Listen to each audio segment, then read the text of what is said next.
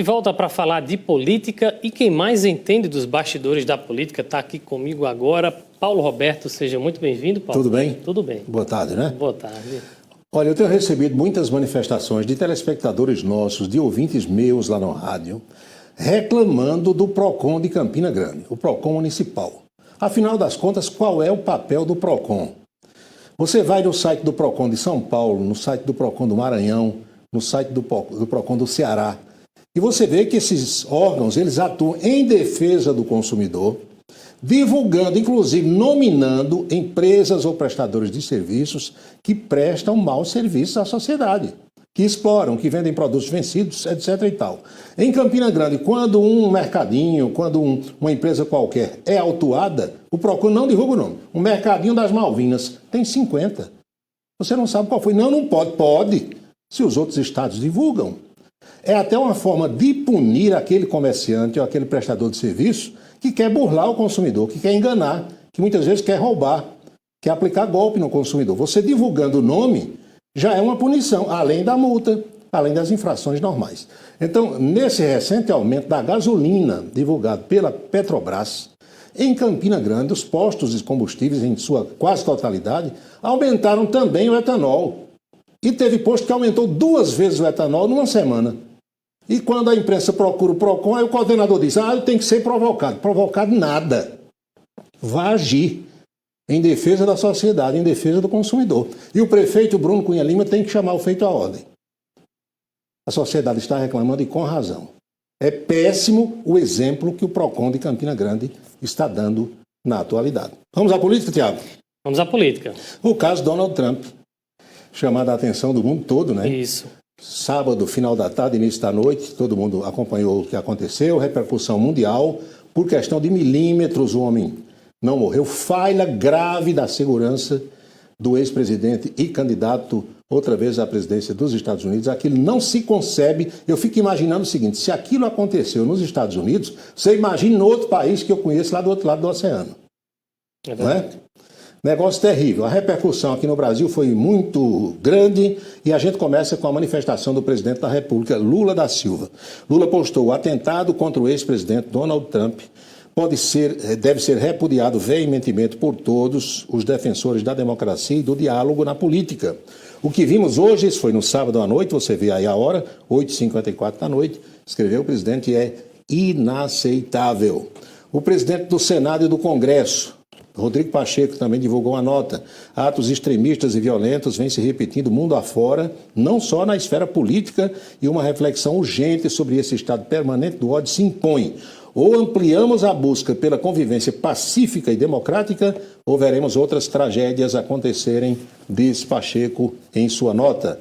Presidente da Câmara, Arthur Lira, a Câmara dos Deputados, Casa do Povo e da Democracia, repudia com veemência qualquer ato violento como o que atentou contra o candidato à presidência dos Estados Unidos, Donald Trump. As divergências se resolvem no voto da maioria e na vontade do povo. E o ex-presidente Jair Bolsonaro também se posicionou, você vê a mensagem de Bolsonaro, com um vídeo que também foi postado nas redes sociais. Ele foi questionado sobre o que aconteceu com Donald Trump, parecido com o que ocorreu com Bolsonaro lá em 2018, só que Bolsonaro foi atingido com gravidade, passou por cirurgia e tudo mais. Vamos ver aqui o que ele falou. Presidente, o atentado contra o ex-presidente Donald Trump. Somente pessoas conservadoras sobre atentado, reparou? O senhor conseguiu falar? Reparou, não. Se eu falei ou não, eu sempre, aos contatos que tive com o chefe dos estados, eu não levo a conhecimento de ninguém. Mas os atentados são contra as pessoas de bem e conservadores. E qual a repercussão política que o senhor acha que vai ter? Olha, ele foi salvo, não entender? Como eu fui, né? Os médicos dizem que foi um milagre. Eu tenho sobrevivido em 2018, tem de vista a gravidade dos ferimentos, e ele foi salvo por questão de poucos centímetros. Isso, para entender, é o que vem de cima.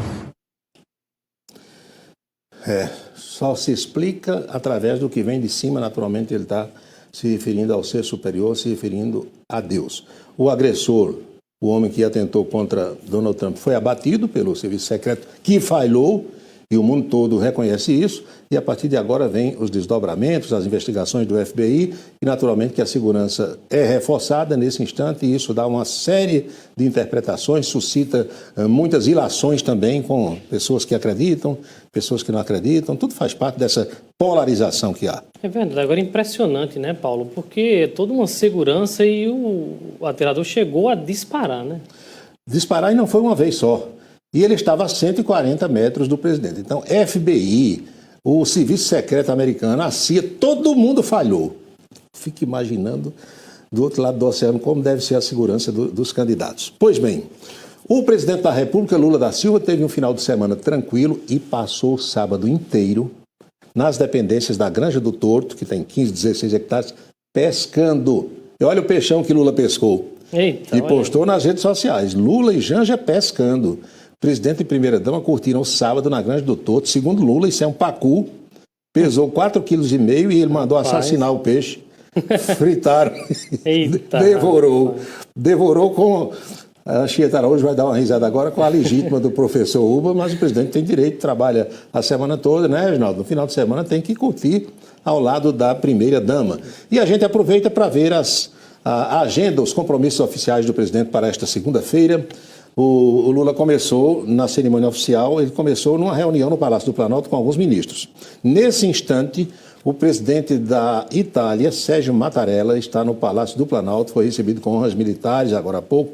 Eu dei uma olhada, Tiago, faz 24 anos que um presidente da Itália não vinha ao Brasil, veio em 2000, Então, Mattarella está aí, vai depois a São Paulo, ao Rio de Janeiro, a Salvador e ao Rio Grande do Sul, visitar a colônia italiana que sofreu muito com as cheias. Reunião bilateral em seguida, cerimônia de assinatura de acordos, tem um almoço oferecido no Palácio do Itamaraty e depois Lula vai receber na parte da tarde o secretário de Assuntos Jurídicos, Marcos Rogério de Souza, e depois a ministra das Mulheres, Cida Gonçalves. Essa agenda oficial do presidente da República para esta segunda-feira. Ainda bem que ele está bem alimentado com peixe, viu? O peixão, a sobra ficou para ontem, né? É verdade. Começou a devorar no sábado e fica sempre aquela parte, o rabo e a cabeça dá uma boa sopa para quem gosta de peixe. O Senado tem uma semana com alguns assuntos muito importantes. A Câmara praticamente não trabalha mais essa semana, porque oficialmente o recesso de meio do ano vai começar no final de semana, da quinta para sexta-feira, mas tem votações interessantes e tem aqui um vídeo que a gente coloca para você ver essa movimentação do Senado brasileiro. O projeto nada mais é do que a possibilidade que o Estado tem de pagar essa dívida entregando ativos de sua propriedade Estado. Não há nenhum tipo de controvérsia em relação a isso, há alguns pontos aqui ou acolá que podem ser melhorados na redação, nós estamos totalmente abertos para isso. Estão reagindo a esse projeto de lei alguns setores do mercado financeiro que querem nada mais, nada menos que adquirir a preço de banana, a preço vil, a propriedade e os ativos de Minas Gerais, do Rio Grande do Sul, de estados endividados. O presidente do Senado e do Congresso, Rodrigo Pacheco, se refere à negociação da dívida dos estados. Esses estados que ele citou são os mais endividados e o pessoal está tentando uma composição para amenizar e permitir que esses estados continuem sendo administrados sem atrasar a folha, sem atrasar outros compromissos. É um debate que suscita também muitos acordos e muitas reuniões. E tem a história também da compensação da desoneração da folha ou do fim da desoneração que o Senado deve abordar de amanhã em diante. Por aqui continua essa movimentação de bastidores, principalmente dos pré-candidatos a vereador de vários partidos e várias federações de todas as correntes de pensamento, fazendo o que eles chamam de plenárias, que são reuniões em bairros, em regiões das cidades todas, e Campina Grande não seria diferente. Todo dia tem plenária em algum lugar, os partidos já marcando aí as suas convenções. O prefeito Bruno Cunha Lima, por exemplo, o seu staff marcando, através do União Brasil, a convenção para o dia 4 de agosto. O Podemos de Romero Rodrigues deve fazer a convenção no dia 5, que é o feriado de fundação da Paraíba. É uma segunda-feira, mas é feriado. Está aí o Alcindor Vilarim, que é o presidente do partido do município, definindo a data da convenção partidária para 5 de agosto. Um atrás do outro. Um atrás do outro. E muitos deixam para o último dia, para a última hora, exatamente para que haja essa possibilidade toda de acordos, de entendimentos, de composições, enfim. O saudoso Humberto de Campos, meu colega radialista, professor Humberto, também advogado, ele costumava dizer, citando algumas figuras da imprensa paraibana, que aqui e ali, sobretudo no futebol, havia quem desse um ré para trás. Você já viu ré para frente? Não. Não tem, né? Só se dá ré para trás, né? É verdade. Então, nessa federação composta pelo Partido dos Trabalhadores, o Partido Verde e o PCdoB, houve o que se chama de ré para trás, com a federação agora dizendo que o candidato do seu apoio é Inácio Falcão e não mais Dr. Johnny Bezerra. Após reunião da Federação Brasil, Executiva Nacional do PT revoga a decisão e apoia Inácio Falcão. Essa reunião foi em Brasília, havia sido feito aquele anúncio de que o apoiado seria o Dr. Johnny Bezerra, mas a presidente Luciana veio a Campina Grande no São João, se entendeu com o pessoal e como ela preside a federação, veio essa outra decisão. Muita movimentação, né, Paulo? É o velho ré para trás. E não se surpreendam se daqui para 10 ou 15 dias mais, se o tempo permitir, não houver outro tipo de composição. E o governador do estado, João Azevedo, presidiu no último sábado em João Pessoa a última reunião do Orçamento Democrático Estadual. Como o ano é eleitoral, então essas reuniões, essas assembleias, essas plenárias foram antecipadas e a imprensa também repercute. Aqui está, João Azevedo fecha o Orçamento Democrático e garante 55 milhões de reais em investimentos. Dito isto, nós vamos agora para a boca maldita de hoje. Foi na última sexta-feira, aqui no Jornal da Cultura, quando os convidados participavam do Jornal da Cultura e o comentarista Marco Antônio Villa se reportou aquilo que se chama de ABIN paralela. Você lembra da CPI lá da Covid? Todo dia o senador Renan Calheiros, o Almar Aziz, aquele pessoal dizia, tem um gabinete paralelo, era o gabinete da saúde na época, né? Era. Questão de vacina e tal. Aí inventaram agora a ABIN paralela, tem a ABIN paralela. E eu fico daqui imaginando o seguinte, será que o brasileiro não sabe que todo governo tem o seu serviço de informação oficial ou oficioso? Porque o prefeito que não tiver informações do que está acontecendo ao seu redor, ele praticamente não governa. O governador do estado, a mesma coisa. E com o presidente da República não seria diferente. A questão é você fraudar as regras e fazer algo que contrarie a legislação, que contrarie a lei. Mas Marco Antônio Villa externou o seu pensamento na boca maldita de hoje sobre o que ele pensa que Bolsonaro fazia com a tal da ABIN paralela. Vamos ver.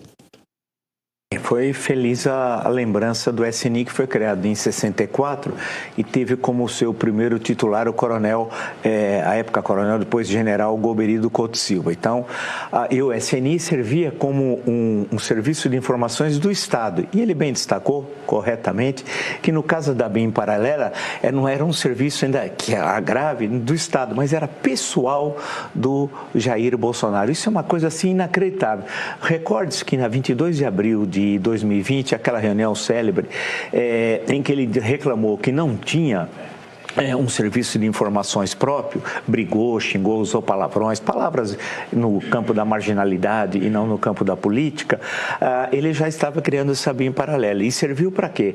Para espionar Rodrigo Maia, Arthur Lira, ministros do Supremo Tribunal Federal como Gilmar Mendes, Alexandre de Moraes, jornalistas, adversários políticos em geral. Com qual o intuito? De chantageá-los. O intuito era encontrar alguma coisa que pudesse usar como chantagem para coagi-los. Isso com toda a estrutura de Estado. Opinião do Marco Antônio Villa. Para a gente finalizar, Tiago, eu quero registrar que o colega jornalista Arlindo Nóbrega, que é de Campina Grande, é de José Pinheiro, vive em São Paulo há mais de 30 anos, ele está na cidade e veio lançar um livro de memórias sobre companheiros de imprensa e outras personalidades brasileiras que já partiram. O lançamento desse livro será no próximo sábado, às 18 horas, no Museu dos Três Pandeiros, no Açude Velho, na parceria do Arlindo Nóbrega com a Universidade Estadual da Paraíba. Nós vamos, durante a semana, falar mais sobre esse livro, aproveitando para convidar os familiares de todos os homenageados e vamos também tentar uma entrevista com Arlindo Nóbrega no Ponto a Ponto da próxima sexta-feira. É isso, Tiago. Muito bom. Paulo, muito obrigado pelas informações. Você sempre nos deixando atualizados sobre a política. Tentando. Um abraço. Muito obrigado, Paulo.